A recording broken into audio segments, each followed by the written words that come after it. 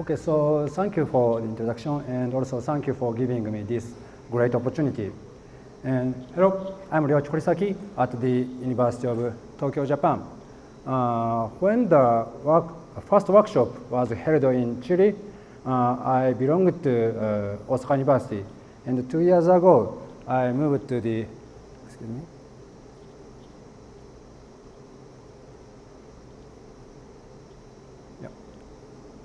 I moved to the University of Tokyo. And so if you have a chance to visit Tokyo, please let me know. And today, I'm going to talk about computational imaging with randomness. And this is the outline of my talk. And first, I will talk about background of our research very briefly. So in conventional imaging, we use imaging optics to observe the object information with the image sensor. In this case, this captured image is very similar to the original one. On the other hand, in the case of computational imaging, we do not use imaging optics. We use coding optics to project the object information onto the image sensor. So in this case, this captured image is different from the original one. However, we can recover this original image from this captured one with a reconstruction process in the computer. And by using the framework of computational imaging, we can enhance the imaging performance and also throughput of imaging systems. And furthermore, we can simplify imaging optics. So the first topic is about imaging through scattering media. And there are various scattering media, for example, biomedical tissue, atmospheric turbulence, diffuser, fog, and so on. And we want to see inside or behind of those scattering media. However, it is a difficult problem. And I'll talk about optical phase conjugation. And optical phase conjugation is a technique for controlling light behind scattering media. And in conventional optical phase conjugation, we use a coherent light to illuminate the object. And light passing through the scattering media is observed with a wavefront sensor, such as digital holography. So we observe a complex amplitude field of the scattered light. And it is displayed on the special light modulator and illuminated with coherent light again. And the light backwardly passing through the scattering media optically reproduce the object image. So conventional optical phase conjugation is complex amplitude based. Then we need coherent light and also a wavefront sensor with a interferometric setup. Then the optical setup of conventional optical phase conjugation can be large and also complicated. So we want to solve this issue. Then we introduced incoherent light to optical phase conjugation. In this case, object is illuminated with incoherent light. And light passing through the scattering media is captured with the image sensor. So we do not use wavefront sensor. Then we observe intensity of the scattered light. And this intensity image is displayed on the special light modulator. And it is illuminated with incoherent light. And the light backwardly passing through the scattering media optically reproduce the original image behind the scattering media. So our method is intensity based. Then we do not use coherent light or wavefront sensor. Then our optical setup is simpler compared with conventional case. So I'll talk about the principle of our method. And this is our forward model. Here, F is the object image, and H is the transmission matrix of the scattering process, which is a random matrix with real and non-negative values. And G is the intensity of the captured image. And the backward process can be written with the transpose of the transmission matrix, which is also random with real and non-negative. And the condition number of the random matrix is low. Then we can approximate the that product of the H transpose and H as an identity matrix. Then we can optically reproduce the original image just behind the scattering media. Okay, so I'll show our experimental demonstration. And this is our optical setup. And this is our target image. And this target image is displayed on this special light modulator. And it is illuminated with incoherent light. And the light passing through the diffuser is captured with this image sensor. And this is the captured image. So we do not use imaging optics. And the diffuser is located in the optical path. Therefore, we cannot see any target pattern on this captured image. And this captured image is displayed on the second spatial light modulator, like this. And this image is illuminated with incoherent light. And the light passing through the diffuser is captured with the second image sensor. And this is the result. And in this case, the target pattern is optically reproduced. Then, in principle, optical phase conjugation with incoherent light is possible. However, as you can see, there is a strong background on this optically reproduced pattern because of the non-negativity of the transmission matrix with incoherent light. So we should consider this problem. Then we randomly shuffled pixels on this captured image. And this pixel shuffled image is displayed on the second spatial light modulator.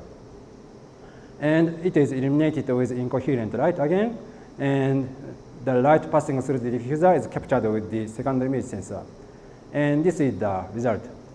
And we mathematically found this captured image is corresponding to the background of this optically reproduced pattern. Then we computationally subtract this background image from this optically reproduced pattern. Then we can enhance the contrast of this optically reproduced pattern. I'll show several examples of our method. And these are our target images, which is a logo of Osaka University, which is my previous institute. And they are located behind the scattering media. And these are the captured image through scattering media. And these are optically reproduced pattern behind the scattering media. And these are the result after background suppression, which I mentioned. So we demonstrated optical phase conjugation with incoherent light. Next, I'll show the impact of the diffuser in our method. So in this case, this diffuser is removed from the optical setup. And this is target image. And this target image is displayed on the first spatial light modulator. And it is illuminated with incoherent light. And light from the first spatial light modulator is captured with this image sensor. And this is the result. So as I mentioned, we do not use imaging optics. Then this target image is blurred and also diffracted through free space propagation. And we cannot see any target image on this image sensor. And this image is displayed on the second spatial light modulator, like this. And it is illuminated with incoherent light. And light from the second spatial light modulator is captured with the second image sensor. And this is the result after background suppression. So in this case, we cannot optically reproduce the target image through free space propagation. And the transmission matrix of free space propagation with incoherent light is a sort of Bragg-Kernel matrix. And the condition number of such a Bragg-Kernel matrix is high. So then we cannot approximate the product of the H transpose and H as an identity matrix. Then we cannot optically reproduce the object image through free space propagation. So it means that diffuser works positively in optical phase conjugation with incoherent light. Okay, so next I'll talk about blind decomposition with coded aperture. So in decomposition, we estimate the object image from this blurred captured image with a point spread function, and which is known. However, in the case of blind decomposition, again we estimate the object from the captured image with the point spread function, but this point spread function is unknown. So we estimate the object image and the point spread function from this captured image. So so this problem is ill-posed. Then we use the coded aperture on the pupil plane, and this is the new point spread function. And in this case, we can reduce the unknown variables on the pupils with the aberrations. So this is the model of our blind decomposition.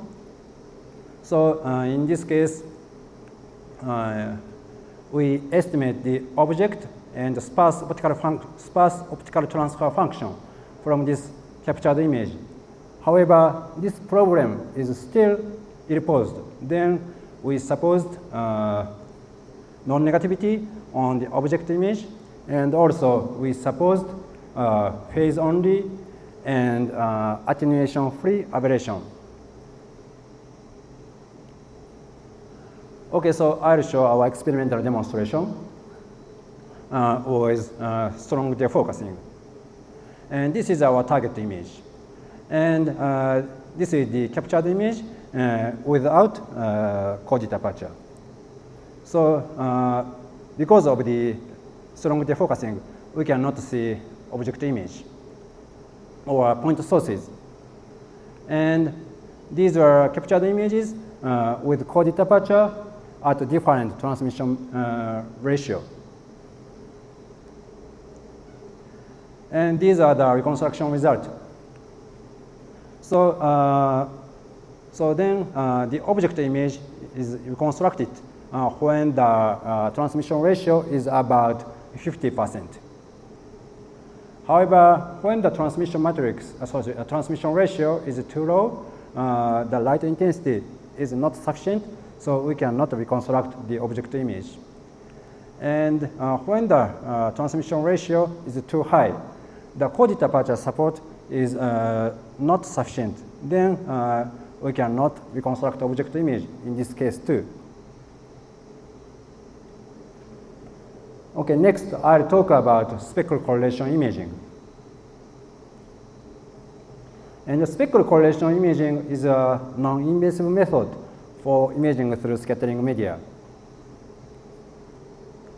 And in spectral correlation imaging, we suppose the shift invariance of scattering process, which is called memory effect. And for example, this is a point sources, and this is a scattering response, and this is the captured image. And by supposing the memory effect or lateral memory effect, for example, if the point source laterally shifts, the captured speckle is also shifts. So this is the lateral memory effect. And by supposing this lateral memory effect, we can describe this scattering process as convolution. And in spectral correlation imaging, first we calculate the autocorrelation of the captured image. And this autocorrelation of the captured image can be approximated at the autocorrelation of the object image, because we supposed non-invasive process However, we suppose non-invasive process, then we do not know the scattering response. However, we know it is random. And the autocorrelation of the random pattern is just a delta function. Then we can approximate the autocorrelation of the captured image at the autocorrelation of the object. So by taking the autocorrelation of the captured image, we can remove the impact of the scattering process. So this is a very beautiful idea.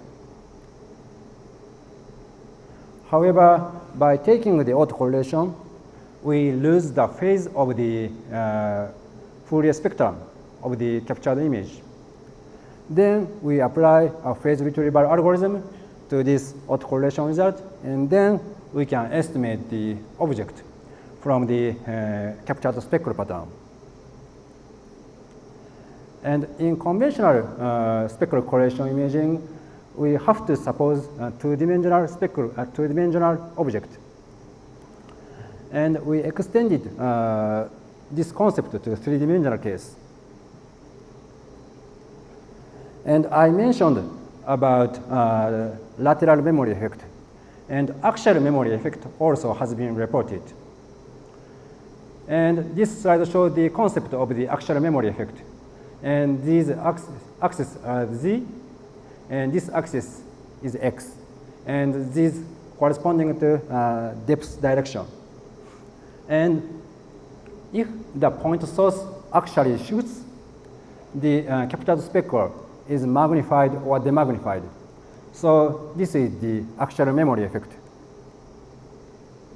And by using this axial memory effect, we achieved single-shot three-dimensional spectral correlation imaging. And this is the optical setup. And this is the three-dimensional object. And this three-dimensional object is located between two diffusers.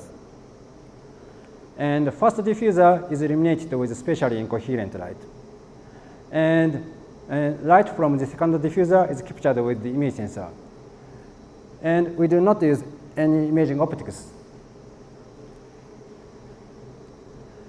And this is the captured speckle. And we computationally scaled this captured image to emulate the actual memory effect, magnified or demagnified. And then we calculate the correlation between the scaled images. And then we applied three-dimensional phase retrieval algorithm. Okay, so I'll show our experimental demonstration. This is our three-dimensional object, which is composed of 3 layers. First layer, second layer, and third layer. And this three-dimensional object is located between two diffusers. And this is the captured spectral pattern. And this is the result after the correlation. And this is the result after three-dimensional phase retrieval. So this point source is here, and these 2 point sources are here, and these 2 point sources are here. So we achieved single-shot three-dimensional imaging through scattering media with invasive process. Next, I'll talk about spectral imaging with spectral correlation imaging.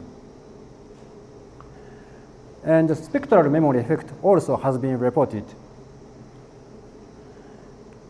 And in this case, these axes are lambda, which is a spectral dimension, and this axis is X. And if this point source spectrally shoots, this captured speckle is also magnified or demagnified. So this is the spectral memory effect.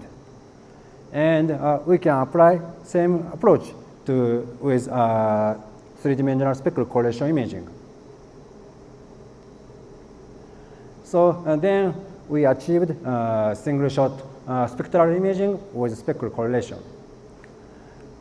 And spectral object, or I should say a multicolor object, is located between two diffusers. And the first diffuser is illuminated with spatially and temporally incoherent light. And the light from the second diffuser is captured with the image sensor. And please note that this image sensor is monochromatic.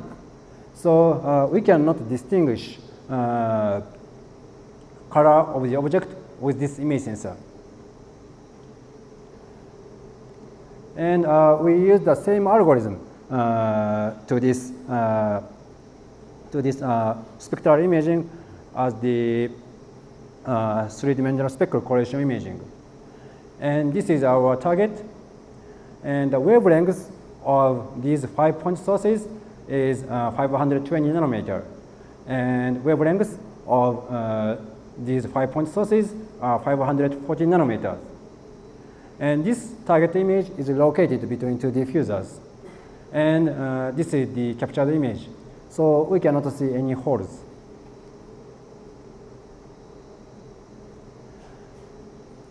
And this is the result after the correlation.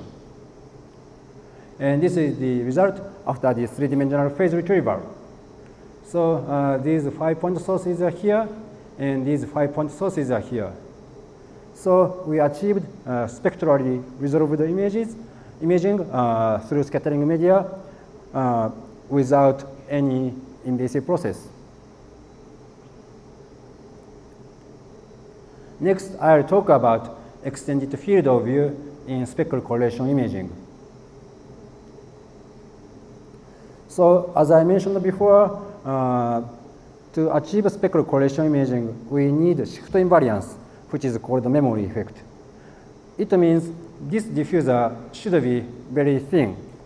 And then there is no correlation decay.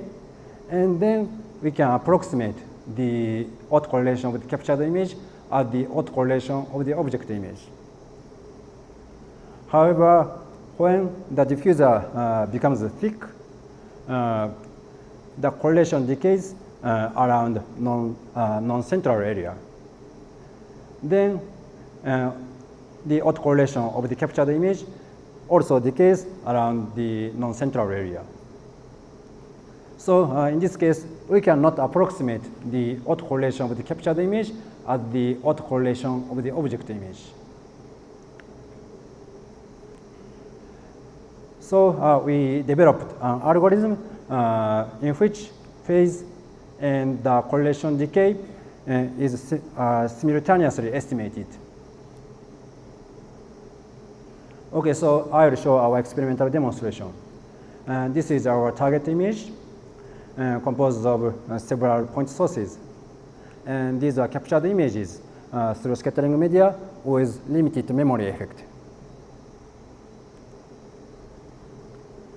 And this is the autocorrelation of this object image. And this is the autocorrelation of this captured image. So the central area, non-central area of the autocorrelation is decayed. And this is the result with conventional algorithm. So in this case, what should I say? We reconstructed the object partially. However, the field of view is limited. And this is the result of the autocorrelation of the conventional result. So the autocorrelation decays on the non-central area. And this is the result with proposed algorithm. So in this case, whole point sources are recovered. And this is the result of the autocorrelation with the proposed result. So then we extrapolate the autocorrelation and the field of view in spectral correlation imaging. Okay, next I'll talk about computer-generated holography. And computer-generated holography is a promising method or promising technology for three-dimensional display, optical tweezer, and laser processing. And first, I'll talk about learning-based computer-generated holography. And computer-generated holography is a technique to calculate interferometric pattern, which is displayed on the spatial light modulator to generate arbitrary optical field on the measurement plane. And in conventional computer-generated holography, we use iterative algorithm to calculate the interferometric pattern, which is called hologram on the spatial light modulator. For example, GS method is the famous iterative algorithm. So in this case, it is difficult to apply computer-generated holography to interactive or real-time applications. Then we introduced deep learning to computer-generated holography. And in this case, we prepared input and output pairs of numerical diffraction. And we prepare a large number of input and output pairs for training. And we calculate the inverse function from the image sensor, or I should say optical intensity on the image sensor to the hologram displayed on the spatial light modulator. And in this case, we use a convolutional neural network for the inverse function, because the propagation process can be written as convolution. So it is a reasonable choice. And okay, so I'll show our experimental demonstration. And first, we demonstrated single spot focusing. And this is the hologram for single spot focusing with convolutional neural network. And this hologram is displayed on the spatial light modulator. And then we achieved single spot focusing. I'll show several examples. And these are target patterns. And these are holograms for these target patterns with convolutional neural network. And these are holograms with GS method, which is iterative algorithm. And these are optically reproduced patterns from these holograms with convolutional neural network. And these are optically reproduced patterns from these holograms with GS method. So these results are comparable, and however, convolutional neural network is not iterative algorithm. So computational speed of our method is much faster compared with conventional one. And we extended this concept to three-dimensional case. In this case, we calculate the error between the three-dimensional target pattern and three-dimensional diffracted pattern. And the error is fed back to the neural network. And for example, these are target patterns composed of 2 layers, and these are hologram with this neural network. And these are optically reproduced patterns. So we achieved three-dimensional computer-generated holography with three-dimensional, computer-generated holography with deep learning. Next, I'll talk about incoherent computer-generated holography. And in conventional computer-generated holography, we suppose coherent light. And light source of coherent light is expensive, bulky, and also not so safe. So we introduced spatially and temporally incoherent light in computer-generated holography. And first, I will talk how to handle spatially incoherent light. And in our propagation model, the spatially incoherent light is described as the set of the random wavefronts. And each random wavefront propagates through the hologram. And the captured image on this image sensor can be calculated with the average intensity of the passing wavefronts. And we can describe different coherent states with spatial frequency filtering before the hologram.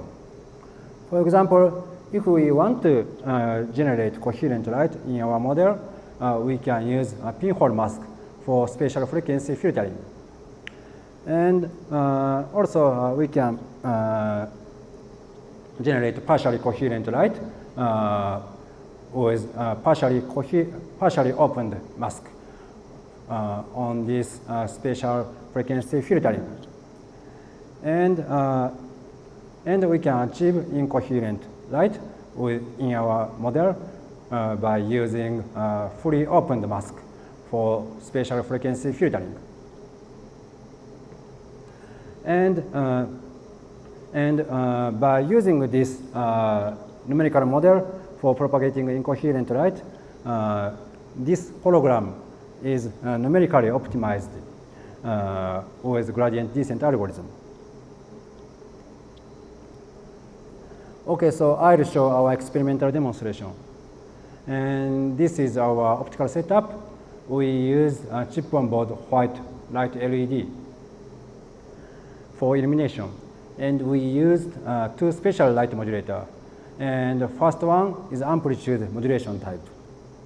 And the second special light modulator is phase modulation type. And the light from the second special light modulator is captured with the color image sensor through Fourier transform lens. And in conventional computer-generated holography, if we want to achieve color image reproduction, you need 3 color laser sources, red, green, and blue. And also, we have to prepare 3 color holograms for each color channel. On the other hand, in our case, we used single white LED. So we do not use 3 color sources. And also, we used single grayscale hologram for each special light modulator. Then we do not use 3 color holograms for each special light modulator. So this color image reproduction has been achieved by spectral dispersion of the Fresnel propagation, liquid crystal on the special light modulator, and the Fourier transform lens. Okay, so I'll show our experimental demonstration. And this is our color target, and this is the amplitude hologram, and this is the phase hologram. And these holograms are displayed on the first and the second spatial light modulator respectively. And this is the result of a numerical reproduction, and this is the result of the optical reproduction. So we demonstrated computer-generated holography with incoherent light. And furthermore, we used incoherent light. So this optical reproduction does not suffer from spectral noise and also zeroth order light.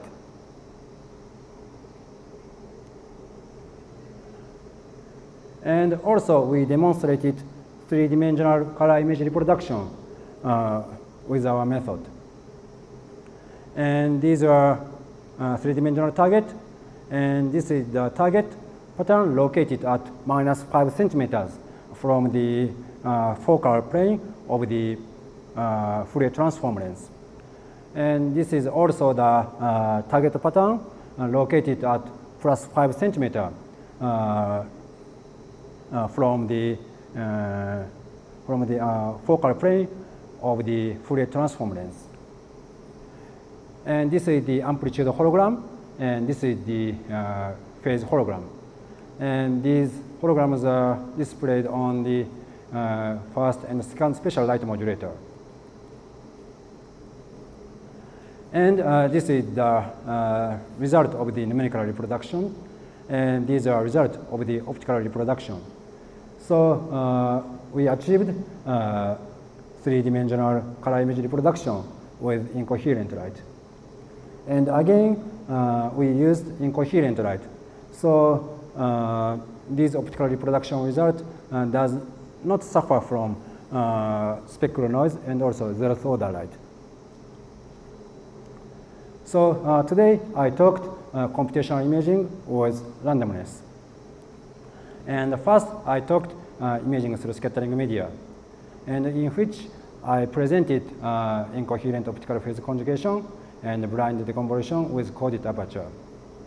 And then I presented specular correlation imaging. I mentioned three-dimensional imaging and spectral imaging and extended field of view in specular correlation imaging. And in the second topic, I presented computer-generated holography. And I presented learning-based computer-generated holography and incoherent computer-generated holography. So thank you for your attention.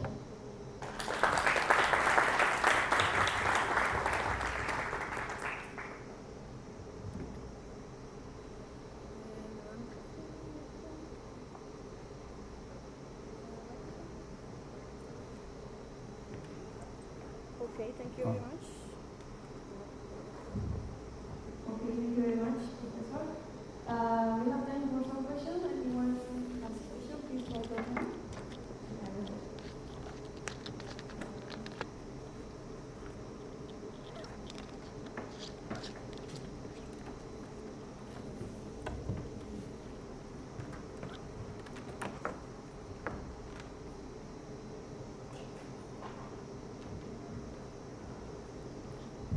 Thanks, Professor.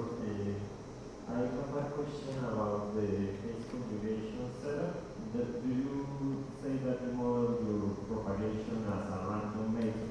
But I wonder how do you implement that in programming and in the optical setup? Because do you characterize your propagation like sources, or in the programming part you use a literal random matrix that it works?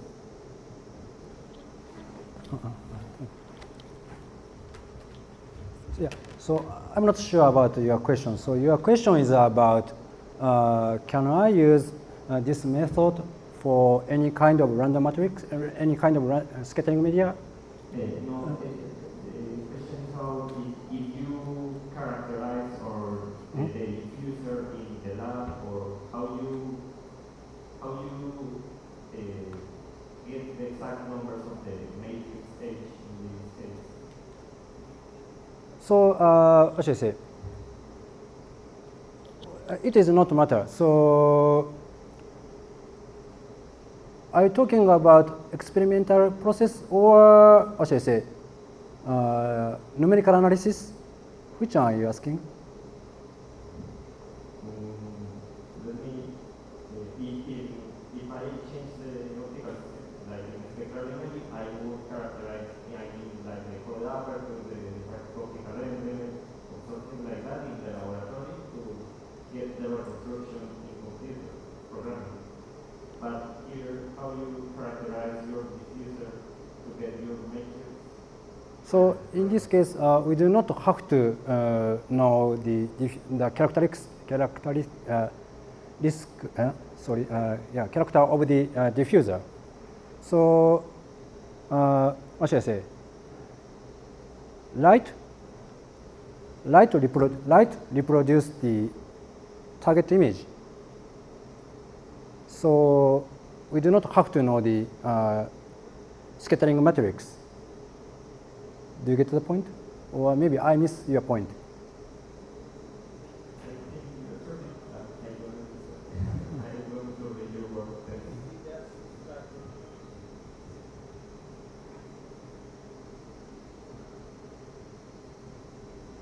you.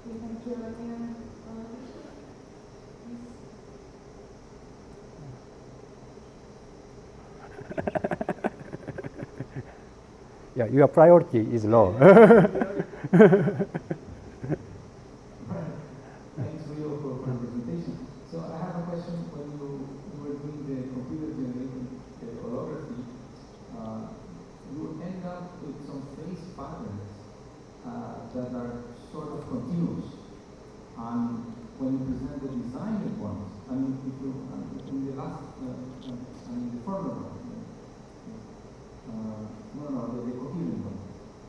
incoherent one? Oh, okay. Oh yeah. So when you see the holograms here, they look like the phase patterns are continuous. Yes, sort of continuous. And the GX ones are, Yeah. So the question is, if the neural network doesn't do any wrapping on the phase. Oh, yes.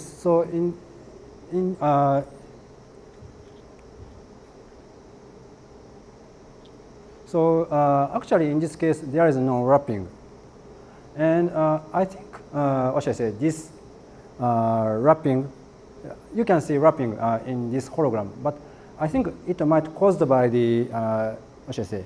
Initialization. So we used random numbers at the initial stage, and then hologram is generated in GS method. So there is some difference between the initial stage. So in the design process, you don't put any constraint for the CNN to wrap or not wrap the phase? No. But then in the SLM, you may have to wrap. Oh, yes. So this, yeah, okay, I get the point. So actually, the range of the phase may be larger than 2 pi, but we can just taking the what should I say larger part to the we can just wrap the phase hologram, and then we can display it to the spatial light modulator. Okay. Yeah. So now in the incoherent one, we show some nice results for the 3D and color. And I have two questions here. One, if the loss of spatial resolution in the result is related to the size of the pixel in the SLM, or it's related to something else? It's difficult to answer, but maybe it is insufficient calibration process. And especially, we do not care too much about temporal incoherence. So if we care about it more, what should I say, more precisely, I think this spatial resolution might be better. Okay, so now when we come back, one slide and show this up. One more, yeah. So here we talk about thermal propagation. So how do you decide on the distances between the SLMs? In this case, what should I say? We do not care. So we just put a number, and actually the imaging performance is not so sensitive depending on the Fresnel propagation distance. So, but maybe if maybe there is some space for optimization. Can you actually put them together? I think it is not. I think it is wrong way. So I think we should put some spaces between the first and the second spatial light modulator. Right. Yeah. We have time just for one question.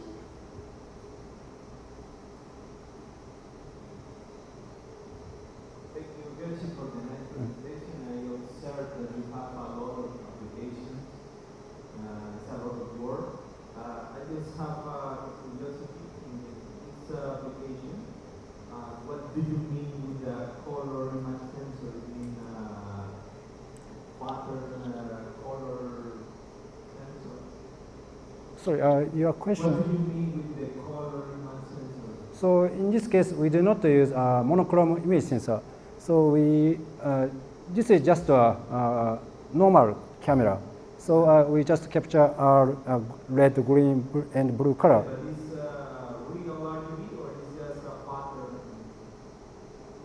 It's a RGB pattern? Yes. So what should I say? This is an image sensor, and this image sensor has just Bayer filters on this. On the, Okay, yeah. and secondly, how do you calibrate this system? Because it's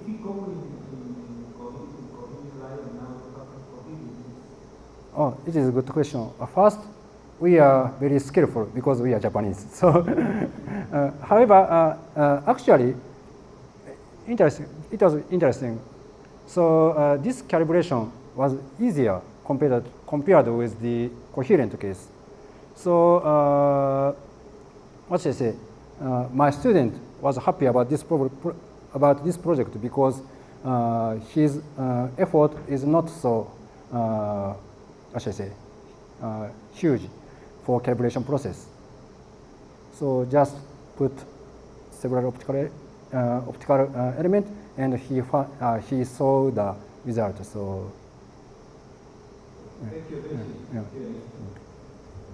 Okay.